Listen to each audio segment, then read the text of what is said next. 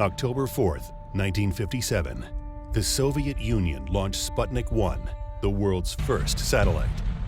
And the space race was on.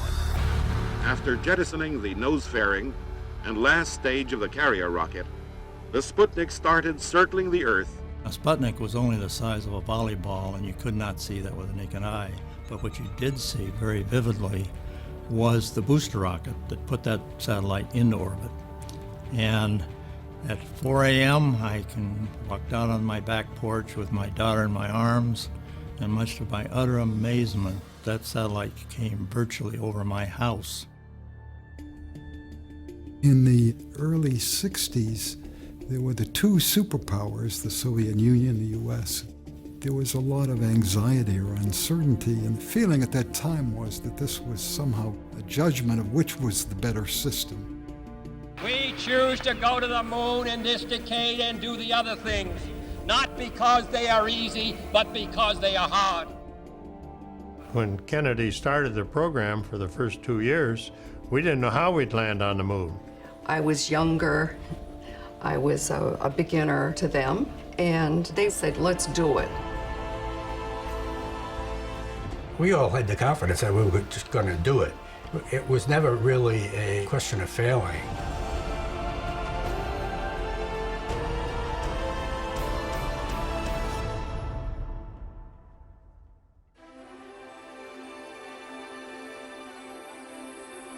In 1961, JFK began a dramatic expansion of the U.S. space program, partly in response to the Russians and Sputnik, and partly to inspire a nation to achieve greatness. Now it is time to take longer strides. Time for a great new American enterprise. Time for this nation to take a clearly leading role in space achievement, which in many ways may hold the key to our future on Earth. Kennedy's enthusiasm was joined by an elite team who shared his vision. Werner von Braun was a German aerospace engineer known as the father of rocket science. Bob Siemens at NASA had the vision to bring the right team together. And Dr. Charles Stark Draper, who had pioneered inertial guidance. The Apollo program was born. 12, 11, 10, 9. Ignition sequence start.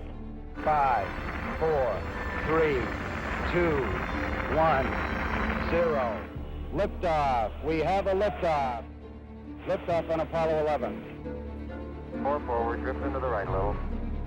As Neil Armstrong and Buzz Aldrin prepared to go to the moon, they knew this mission was made possible by thousands of engineers, scientists, and technicians. At the height of the Apollo program, there were over 400,000 engineers, technicians, and scientists working around the country and around the clock to develop and invent all the new technology required to make a moon landing possible.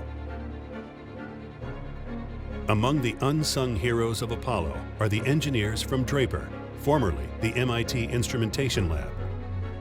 They designed the onboard computers and invented the software that made it technically possible to send men to the moon and bring the crew safely back to Earth. Eagle, Houston, we see you on the steerable, over. Roger, how does it look? Eagle has wings. Roger. Landing 3,000 feet. You're looking great. The lab's founder, Charles Stark Draper, went to great lengths to figure out how to guide a spacecraft to the moon. Draper, known as a navigational pioneer, had just proven his new inertial guidance technology for the military. He was now looking to space. It all started in World War II under fire control, which is what Dr. Draper originally started in the instrumentation world, and from that was spawned the inertial navigation concept and systems. Everyone talked about Doc. He was a legend at the lab. The culture was kind of fluid. We were pretty free to, work what hours were comfortable for us. Having that fluidity allowed us to be more productive, I think. Doc used to come down to almost every part of the laboratory. He was involved. You talk to each individual. He'd come down with his little green visor, and if there was an important job in the lathe, he'd go over, look over the man's shoulder, comment, ask how it was going. The 1960s marked a giant leap in technology firsts. This was the Apollo decade, and it would take a series of firsts to get man to the moon. NASA was inventing the whole mission. Everything was new, and these actual animations from the time helped to explain this whole new concept of lunar orbit rendezvous. The computer was at the top of the list. A computer to provide guidance, navigation, and control. Without these three words, Neil Armstrong and the Apollo 11 crew would never have made it to the moon. Draper's probably most famous for the development of advanced guidance, navigation, and control systems, or as we shorten it down to G&C. Navigation is something that tells you where you are, and guidance tells you where you want to go. Control enables you to get there. It was actually a critical key element for us getting the Apollo contract. The job of designing the guidance system to take man to the moon was awarded to Draper. This was the very first Apollo contract, and the good news came via telegraph. This computer had to be able to withstand the rigors of spaceflight, including extreme temperatures and intense vibrations. It had to be perfect because human lives were at stake. Computer engineer Hal Lanning invented the code that was an easy-to-use new language for entering complex math equations into a computer. With so little available memory for the Apollo computer and so many commands, it was Lanning's genius idea to create a priority system. The computer would prioritize and run the most important commands first. The less important jobs could run in the background. Lanning's unique computer language, ironically called MAC, or Machine-Aided Cognition, turned the moon landing concept into reality.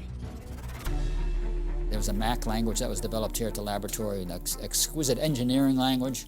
It was critical that both the command module and the LEM be able to compute solutions for maneuvers. We wanted to make sure that either the command module could get the LEM or the LEM could get back to the command module. It was a breakthrough in all of computing for what was going on, both the hardware and the software. People today can't believe it. It was all done with punch cards and key punches. Most kids today don't know what a punch card looked like. You programming, you went in and punched it on a key punch and put a batch of cards and ran it through a card reader into those big IBM computers. So you had to make sure they were done right, no little errors, no cards out of order, and so on. The result was the Apollo Guidance Computer, the first portable computer that guided man to the moon. The Apollo Guidance Computer was no more powerful than a calculator, but used a real-time operating system to control the spacecraft. Apollo Guidance Computer, at that day, it was replacing banks of computers that filled the whole room. The guidance computer was really an advance. And the only way to get the weight and the size down was to go to integrated circuits. That's something that hadn't been done before. You could not build a computer out of transistors to do the job that was needed to be done without filling up the whole command module. Integrated circuits were the way to go. And at one time, we were testing 1/3 of all the integrated circuits that were being manufactured in the United States. We were pretty closely linked to the real beginning of computing. The heart of the Apollo guidance system was the IMU, or Inertial Measurement Unit. The IMU was a 3-gimbaled system containing 3 gyroscopes and 3 accelerometers. And the purpose of it was to provide a stabilized platform with accelerometers that would measure the acceleration and be used in the guidance equations. Data was fed to the guidance computer so that the crew could control and navigate the spacecraft. The system was so precise that no matter what the position of the spacecraft was, hurtling through space, the orientation was always stable. While primary navigation of the spacecraft would be done from the ground, an onboard inertial navigation system with a sextant was developed for the crews. Operating independently from all other navigational systems, the sextant consists of 2 lines of sight, a wide-angle scanning telescope, and a 28-power narrow field of view space sextant. This made it possible for the astronauts to check their navigation settings and stay on course. The IMU was packaged in a spherical case, a ball of wizardry and magic conceived by Doc Draper. For the first time ever, pilots would fly a craft with all digital controls.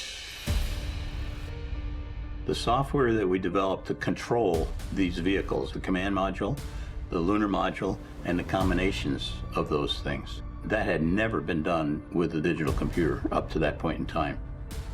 Simulators tested the software end to end. It's an enormous amount of testing to do, because at that point you were testing a complete sequence, say, from the lunar orbit, the descent to landing on the moon. We had simulated the dickens out of that thing. The Apollo spacecraft would travel to the moon with revolutionary technology. The first ever digital flight control system, known as digital fly-by-wire. Fly-by-wire is how we got to the moon and back. There was no manual stick. You let the computer do all the process for you. The computer controlled the hydraulics and controlled jets that you turned on to rotate, turned on engines. It was all very cutting edge.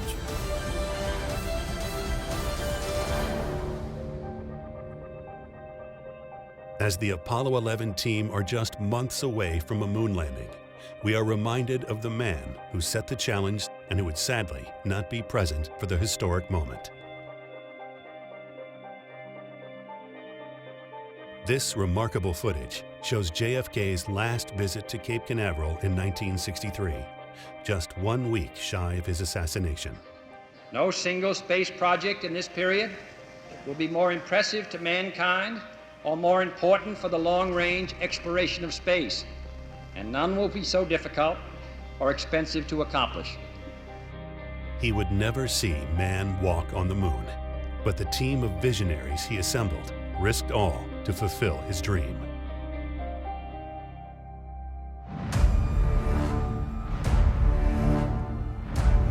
July 16th, 1969. With over 500 million people around the world watching, Neil Armstrong, Michael Collins, and Buzz Aldrin are set to leave Earth, and for the first time in history, set down on another planetary body. The defining moment of the Apollo program was the moon landing, yet it almost didn't happen.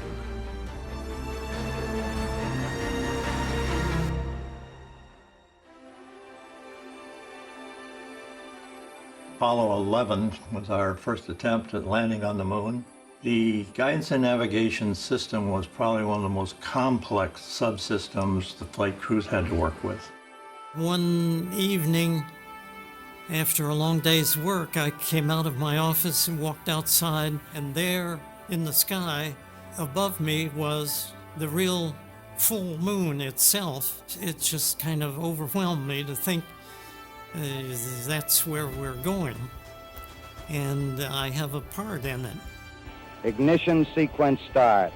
3, 2, 1, 0. All engine running. Liftoff. We have a liftoff. Liftoff on Apollo 11. There it is. There. Yeah? Yeah. Get up on. After a 2-day journey to the moon, the crew of 3 are captured into lunar orbit. During this critical phase, called trans-lunar injection, or TLI, the crew loses communication with mission control. During the blackout, mission control awaits anxiously as the spacecraft makes its critical burns to get into the exact trajectory necessary for a successful lunar landing. Armstrong and Aldrin move to the lunar module and prepare for separation from the mothership and their descent to the lunar surface. 2 minutes 53 seconds from reacquiring the spacecraft. Collins will remain solo in lunar orbit, awaiting their return. Leaving the moon and going back to lunar orbit is actually a relatively easy maneuver. It didn't place really great demands on the guidance computer, but the lunar landing did. It was by far the busiest phase of the mission for either spacecraft. The lunar landscape is comprised mostly of craters and rocks. Picking the spot where man would land required a great deal of calculation. Risks varied from landing on a boulder and tipping over, to sinking into a soft crater and disappearing forever into a dust cloud. With the help of lunar scientists and images from a lunar surveyor sent just before the Apollo missions, NASA selected several suitable sites with minimal boulders and craters. The lunar orbiter mission took a lot of photography of the lunar surface that was valuable to the Apollo planning. Not only photography, but it began to define the gravitational field around the moon, which was also very important to guidance and navigation. It was critical that the guidance and navigation could determine the position and flight path of the lunar lander before descent to the surface. On Apollo 11, the landing was divided into 3 phases. There was the braking phase, the visibility phase, and then there was the semi-manual landing phase. This is Apollo Control. Armstrong and Aldrin began checking out and activating the lunar module. Both spacecraft looking very good at this time. During the braking phase, one of the main tasks was to get the landing radar locked onto the surface. After the radar had locked on, Buzz Aldrin keyed in a special display in order to watch the landing radar data. Houston, you're looking at our Delta 8. That's affirmative.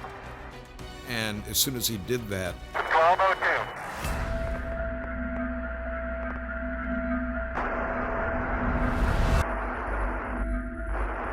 the alarm light lit up, and we heard from the spacecraft program alarm. Program alarm. 1202. Let's incorporate. Apollo 11, this is Houston. How do you read?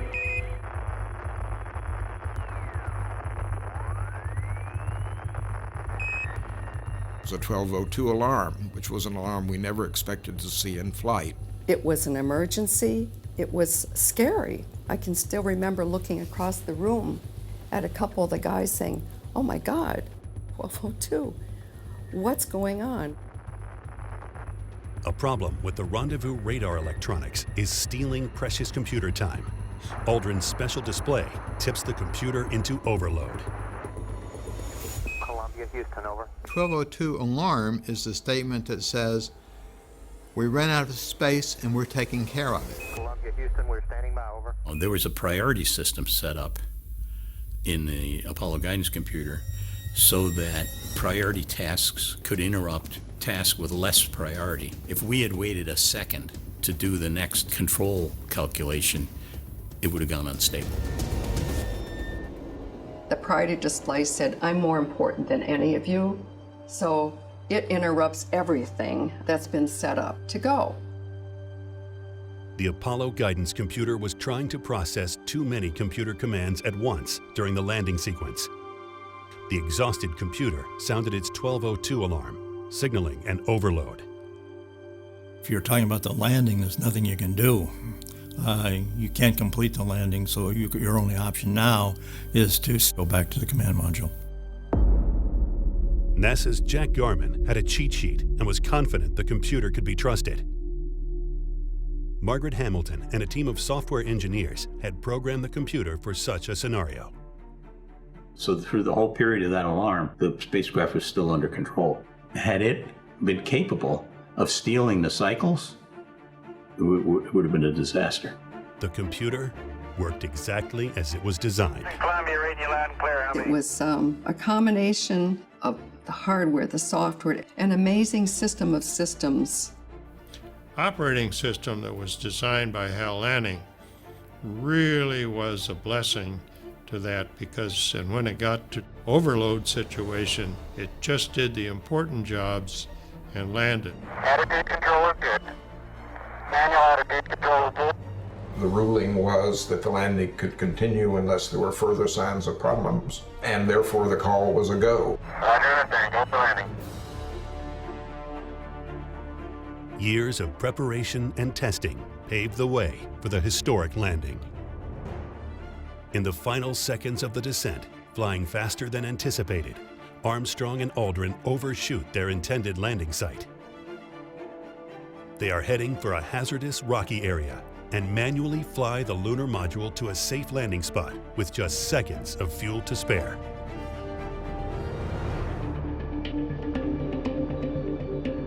Neil Armstrong in this case was the pilot who was flying the vehicle manually, and he was picking out a spot to try to hover over and then descend to land. He had to find a spot that wasn't so rocky. Pretty rocky area. Worst of all worlds would be to tip it over.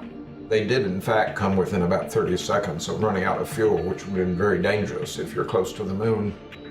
And then Buzz Aldrin said, 40 feet down, 2.5, picking up some dust. and at that point I knew this was different. Okay, engine stop. We copy you down, Eagle. Tranquility Base here. The Eagle has landed. Roger, Tranquility. We copy you on the ground. You got a bunch of guys about to turn blue. We're breathing again. One small step for man, one giant leap for mankind. The Apollo program, to me, was the most exciting. A lot of the other things we've done with the shuttle, for instance, have been technically very challenging, but it didn't have the backdrop of landing on the moon. It's almost hard to believe that we were doing all of those things. The Saturn V worked every time we asked it to, and the computer system worked every time we asked it to. It just was a remarkable period of time. The amount of memory that was on the Apollo guidance computer is a couple of orders of magnitude less than what you carry around as the smartphone in your pocket. That's absolutely mind-blowing.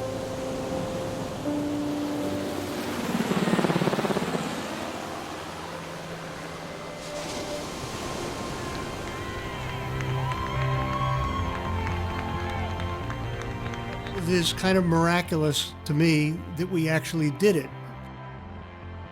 Doc's attitude is what brought the best out of these groups of people. He liked to say that his lab builds things that work.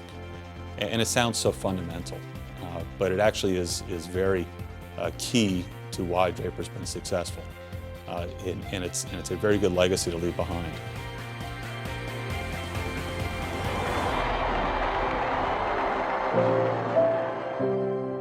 I can't presume to predict what the future is going to hold, but I'm sure it's going to be different from anything we imagined. The human race is certainly going to go out into the stars. I thank you very much.